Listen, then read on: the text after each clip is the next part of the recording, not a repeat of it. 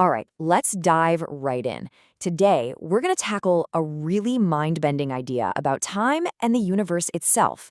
We're going to challenge the whole concept of a beginning and an end based on some fascinating material that suggests, well, that maybe they don't even exist. So to really get our heads around this new idea about time, we actually have to go way back and look at an old puzzle about space. Trust me, it sets the stage perfectly for the massive question we're getting into today. For thinkers a long time ago, this wasn't just some fun little riddle. It was a real paradox. If you believe the world has an edge, you have to answer the question, what happens when you get there? So back then, the going theory was that the Earth was this huge, flat plateau. The text we're looking at even mentions this amazing detail that people believed it all rested on the horn of a gigantic cow. But as you can imagine, a flat Earth creates a pretty big problem. I mean, think about it, right? If the world is flat and you just walk in a straight line, you have to end up somewhere. You've got to hit an edge. But what's there? A giant cliff that just drops off into what? Nothing? The absolute end of everything? It's a question with no logical answer. And the solution, as we all know now, it was genius. It had nothing to do with finding out what was at the edge. Nope. The solution was to completely change how you think about the world itself. Here's the big leap. The Earth is still finite, right? There's a limited amount of it. But once you realize it's a sphere, it becomes boundless. You can walk forever and never fall off. It's not a line with a stopping point. It's a continuous loop. And just like that, the problem of the edge, it just disappears. So the whole puzzle was never about what was at the edge. The puzzle was solved by realizing the edge was just an illusion, a mistake born from a bad model. You change your perspective, and poof, the problem is gone. And that brings us to the real point of all this. Okay, so why did we just go on that whole trip about the flat Earth? Because that ancient problem is the perfect analogy for a much bigger question. The ultimate question, really. See?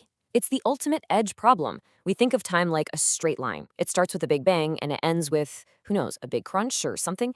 But we're asking the same exact question the flat earthers did. What's beyond that edge? What came before the beginning? And here's the absolute core idea from our source material today. What if we're making the same mistake they did, but with time?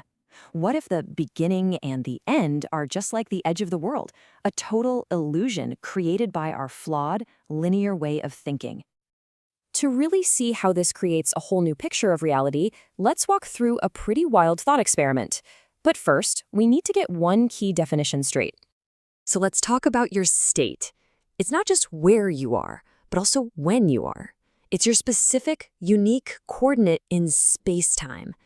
This idea is absolutely crucial for what comes next, so just keep that in mind. Your state is your place plus your time. Okay, stick with me here. Step one is easy to picture.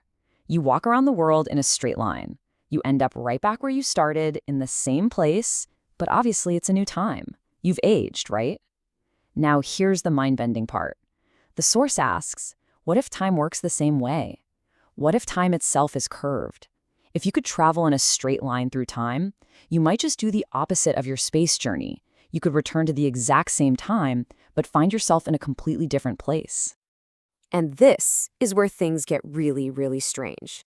If you can show up at the same moment in time, but in a totally different spot, what does that even mean for the universe?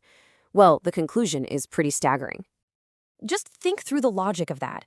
For you to be in two different places at the exact same time, there can't just be one version of that moment. It means there have to be multiple coexisting copies of the universe happening at once. Time isn't a single line we're all traveling on. It's more like a landscape of infinite parallel possibilities. And if time is boundless and loops back on itself, kind of like the surface of the Earth, then moments in time aren't just born and then die. They just exist. And that leads to this incredible line from the text. Everything created in the past and to be created in the future, already there. It's all just there, at once. So, we'll leave you with that to chew on. If this model is anywhere close to right, if there's no real beginning and no real end, just this one eternal, ever-present reality, what does that mean for today, for the moment you're in, right now? What does it say about your life, your choices, your whole perception of what's real?